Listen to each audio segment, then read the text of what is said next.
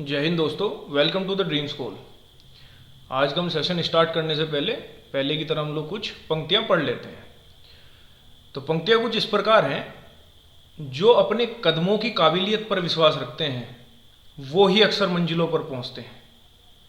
इसका सीधा सा मतलब ये है कि जिन लोगों को खुद पर विश्वास होता है ना, अपनी काबिलियत पर विश्वास होता है, वो हमेशा अपनी मंजिल पा ही लेते हैं। मंजिल कितनी भी दूर क्यों ना हो, देर भले ही हो सकती है उन्हें, लेकिन अपनी मंजिल को वो लोग पा जरूर लेते हैं। ये सीधी सी बात ये है कि इस दुनिया में यदि किसी व्यक्ति ने कोई काम कर दिया, इसका मतलब ये है कि आप भी उस काम को कर सकते हो। अगर कोई आपके आसपास में है, अगर मान लिया किसी ने यूपीएससी क्लियर कर दिया, इसका मतलब है कि आप भी कर सकते हैं। बस आपको खुद पर विश्वास होना चाहिए, खुद पर भरोसा होना चाहिए। ठीक बात। अब इसी के साथ हम करते हैं अपना सेशन स्टार्ट। तो आज हम करने वाले हैं परसेंटेज यानी प्रतिशत का पार्ट थर्ड। यदि आपने पार्ट सेकंड और पार्ट फर्स्ट नहीं देखा है तो पहले जाकर के उन पार्ट को देख लीजिए। बहुत अच्छे कॉन्सेप्ट बहुत अच्छे से मैंने एक्सप्लेन किए हैं, बहुत सारे आपके डाउट्स क्लियर हो जाएंगे। अब बढ़ते हैं हम लोग अपने पहले क्वेश्चन की ओर। तो देखेंगे अब इसका हम सॉल्यूशन। सवाल पढ़ लेते हैं एक बारी।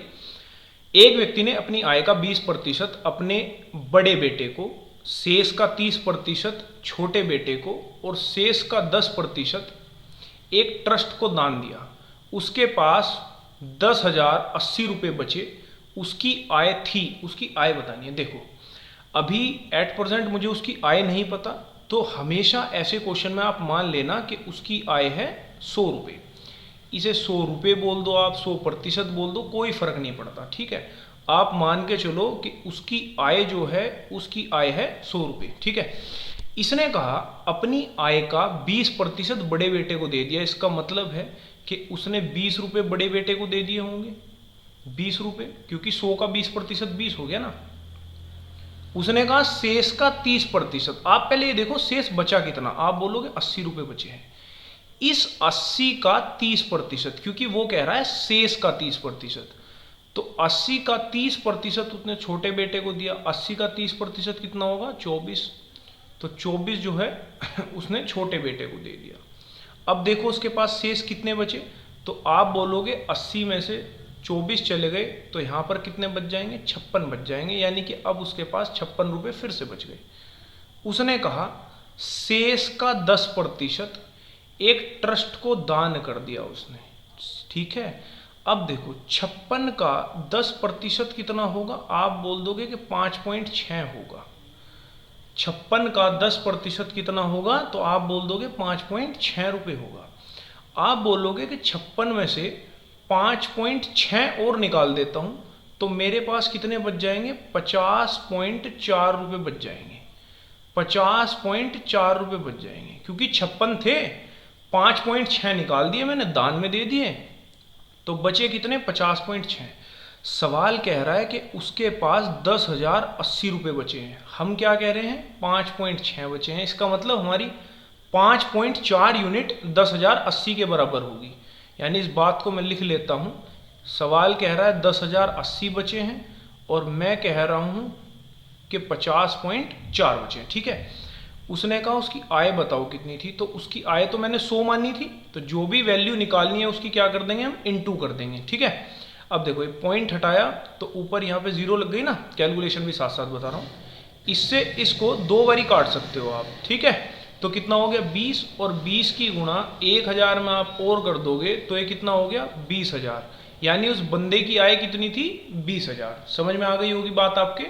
ध्यान रखना ऐसे क्वेश्चन में ना हमेशा आप 100 मान के कर लो। देखो जरूरी नहीं आप 100 मानो, 1000 अगर आप इसको मानते ना तो ये पॉइंट भी नहीं आता फिर यहाँ पे।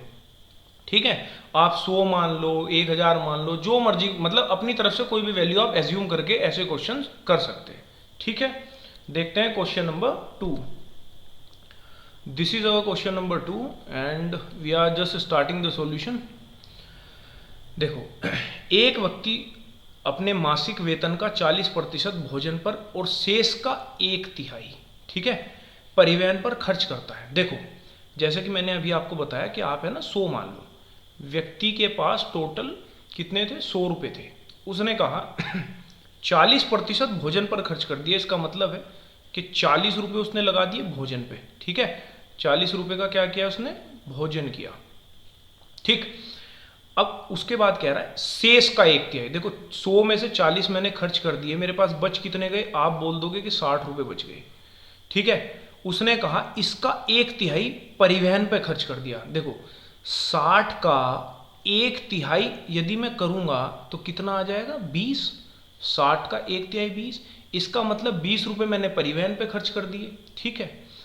आगे देखो क्या कहता है, यदि वह 4500 रुपये प्रति माह बचाता है जो भोजन और परिवहन पर खर्च करने के बाद शेष धनराशि के आधे के बराबर है, तो उसकी मासिक आय कितनी होगी। देखो अभी मेरे पास 100 रुपये थे, 40 रुपये भोजन पर खर्च कर दिए, 60 बचे, उसका 1/3 20 रुपये मैंने परिवहन पर खर्च कर दिए, इसका मतलब मेरे पास 40 रुपये बच गए, ठीक है। सवाल ये कह रहा है कि भोजन और परिवहन पे खर्च करने के बाद जो बचा है ना उसका आधा, देखो 40 बचे हैं तो 40 का आधा कितना बोल दूंगा मैं, 20, ठीक है।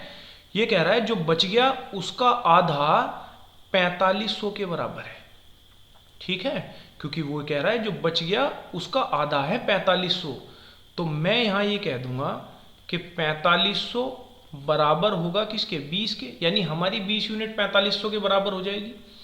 उसने कहा है उसकी मासिक आय बताओ, तो मासिक आय के लिए मैंने क्या किया, 100 से गुणा कर दिया, ठीक है। अब मैं 5 से भाग हो जाएगा पूरी तरीके से, ठीक है, गुणा भाग कर लेते हैं, 5 पंजे 25, 5 चौक 20 और 2 22, कितने आ गए, 22,500 रुपये उसकी मासिक आय थी, यानी option number B is your answer, ठीक है। देख रहे हो ऐसे सवाल करोगे तो बहुत आसानी से बहुत अच्छे से क्वेश्चन हो जाएंगे आपके। बढ़ते हैं अपने क्वेश्चन नंबर 3 की ओर। देखिए कुल आय में से श्री कपूर घर के किराए पर 20% और शेष का 70% घर के खर्च पर खर्च करता है, ठीक बात। तो वही जैसा कि हमने अभी सीखा, 100 रुपये हैं हमारे पास, ठीक है। उसने कहा जितना कमा रहा है ना उसका 20% घर के किराए पर खर्च कर दिया, 100 का 20% तो 20 ही होता है, तो ये इसने 20% खर्च कर दिया, इसके पास बचा कितना होगा, तो आप बोल दोगे 80 रुपये बच गए। 100 रुपये थे, 20 खर्च कर दिए, 80 बच गए। उसने कहा शेष का, अब शेष तो 80 बचे ना, शेष का 70% उसने घर के खर्च में खर्च कर दिया, इसका 70% और निकालना है, 8 सत्ते 56, यानी कि 56 रुपये इसने और खर्च कर दिए, ठीक है। इसका 70% तो निकाल ही सकते हो ना, नहीं पता किसी को तो बच्चा ऐसा करके निकाल लेता है, 80 का 70% 56 हो गया, ठीक है। अब देखो कितना बच गया, आप बोल दोगे कि 24 रुपये अभी भी बचे हुए हैं, ठीक है, 24 रुपये अभी बचे हुए हैं। आगे बढ़ते हैं, अगर वह 1800 बचाता है तो उसकी कुल आय रुपए में क्या है। देखो आपके कितने बच रहे हैं, तो आप बोलोगे 24 रुपये बच रहे हैं, लेकिन सवाल क्या कह रहा है कि 1800 बचा रहा है, इसका मतलब है कि 1800 जो होगा वो 24 यूनिट के बराबर होगा, ठीक है, यानी मैं कर सकता हूँ 1800 भाग 24। उसने पूछा है कुल आय बताओ, तो हम तो कुल आय 100 मान के चल रहे थे, ठीक है, 6 से भाग कर लो, आसानी से बता रहा हूँ आपको, नहीं तो डायरेक्ट भी कर सकता हूँ मैं इस बात को, 6 18 6 चौक 24, इस 24 से 100 को काटेंगे तो कितना हो गया 25, अब 25 थी 75, यानी कि कितने रुपए उसकी आय थी, तो आप बोल दोगे 7500 रुपये आय थी, and D option is your correct answer, ठीक है। समझ आ रही होगी आपको बात अच्छे से। बढ़ते हैं अगले क्वेश्चन की ओर, और ये है हमारा क्वेश्चन नंबर 4। अब देखिए ए और बी का मासिक वेतन मिलाकर 40,000 है। ए अपने वेतन का 85% और बी अपने वेतन का 95% खर्च करता है, ठीक बात है। यदि अब उनकी बचत सामान्य है, यानी कि बराबर पैसे बचा रहे, तो ए का वेतन कितना है, ए का वेतन बताना है। अब ध्यान देना सवाल पे थोड़ा सा, देखो इसने क्या कहा, ए ने 85% खर्च कर दिया, ठीक है, तो आप कह दोगे कि ए के पास 15% बच गया होगा, ठीक है। यहां इसने कहा बी ने 95% खर्च कर दिया, तो आप बोल दोगे कि बी के पास 5% बच गया होगा। उन्होंने कहा उनकी बचत जो है ना वो समान है, यानी कि दोनों की बचत बराबर है, ठीक है। प्रतिशत से प्रतिशत का साइन काट देता हूँ, 5 से 15 को भाग लगाया तो कितना हो गया 3, यानी कि a/b बराबर हो जाएगा 1/3 के। ठीक है, समझ में आ रही है बात? बस आपका क्वेश्चन यहीं पर खत्म हो जाता है। देखो a की आय कितनी निकल के आई 1 रुपये और b की कितनी निकल के आई 3 रुपये। जब मैं दोनों को जोड़ दूंगा तो कितना हो रहा है 4 रुपये हो रहा है। ठीक है, लेकिन सवाल में कह रहा है कि दोनों को जोड़कर 40,000 है, दोनों को जोड़कर 40,000 है। तो मैं ये कह देता हूं कि तुम दोनों में 10-10 हजार से गुणा कर दो या कुल मिला के 4-4 जीरो चिपका दो। ठीक है, यहीं पे अब देखो a की आय कितनी है 10,000, b की आय कितनी है 30,000 और दोनों को मिला के कितनी होगी 40,000 और 40 ही सवाल में कह रहा है। a का वेतन पूछा था, ए ऑप्शन आंसर आ गया। देख रहे हो कितनी आसानी से हमने को आंसर निकाल लिया। ठीक, देखो मैंने ऐसा क्यों किया, एक बार फिर समझा देता हूँ। यहाँ पे हमारा जोड़ के 4 आ रहा था ना, 1 और 3 4 आ रहा था। सवाल कह रहा था दोनों को जोड़ के 40,000 होना चाहिए, यानी इस बात को मैं ऐसा लिखता कि 40,000/4, जैसे पहले क्वेश्चन में कर रहे थे। अब मुझे जिसकी भी आय निकालनी होती मैं उसकी गुणा कर देता, यानी मुझे अगर a की आय निकालनी है तो मैं 1 की गुणा कर दूंगा। अगर मैं यहाँ पर 1 की गुणा करता तो आप बोलते कि ये 10,000 आ गया। ठीक है, ये 10,000 आ गया, तो मैं ये कह देता कि जब दोनों को जोड़ के 40,000 है, एक की 10,000 है तो दूसरे की 30,000 हो जाएगी ऑटोमेटिक। ठीक है, हालांकि उसने हमसे सिर्फ एक ही पूछी है जो हम निकाल चुके। ठीक, बाकी तुम यहाँ डायरेक्ट भी ऐसे कर सकते हो जैसे मैंने आपको अभी सिखाया है। ठीक बात। अब देखते हैं अपना क्वेश्चन नंबर 5। देखो ए के वेतन में 10% की वृद्धि की जाती है और फिर 10% की कमी की जाती है, तो वेतन में परिवर्तन है। तो वेतन में परिवर्तन है। ऐसे क्वेश्चन तो आप मौखिक कर सकते हो कि वेतन में 1% की कमी हो जाएगी। मैं आपको 2 तरीके इसके बता रहा हूँ कि आप दोनों तरीके से कैसे कर सकते हैं, कौन सा तरीका आपको कहाँ लगाना है। देखो, एक तो आप ऐसे कर सकते हो कि ए के वेतन में 10% की कमी हो गई तो 90 हो गया। दोबारा उसने कहा ए के वेतन में 10% बढ़ा दिया तो 100 में 10% जोड़ दूंगा, 110 हो जाएगा। जब मैं इसे 100 से भाग करूंगा तो कितना आएगा 99। ठीक है, कितना आया 99। 99 100 से कितना कम है, तो आप बोल दो कि 1% कम है। उत्तर आ गया 1% की कमी हो गई। देखो दोबारा देख लो मैंने कैसे किया। उसने कहा 10% की कमी, यानी कि 100 में से 10 घटाए तो 90 रह गया। ठीक है, क्योंकि कुल तो 100% होता है ना। अच्छा, ये तो ज़्यादा, ये कहा 10% की वृद्धि।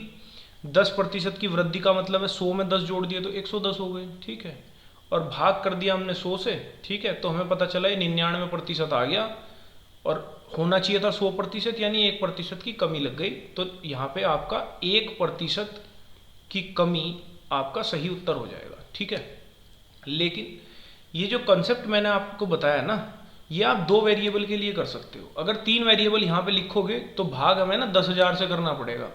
4 वेरिएबल आ जाएंगे, बड़ी बात हो जाएगी। इस चीज़ को एक तरीके से आप और समझो।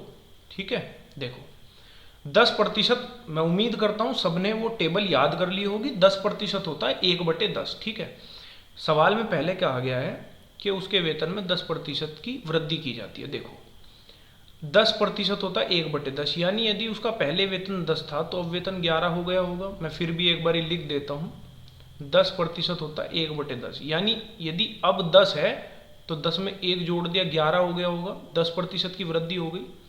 दोबारा कह रहा है वो 10% की कमी हो गई, यानी 10 से 9, जब वृद्धि होती है तो ऊपर वाली संख्या जोड़ देते हैं, जब कमी होती है तो ऊपर वाली संख्या घटा देते हैं। 10 में से 1 घटाया तो 9 बच गया ना।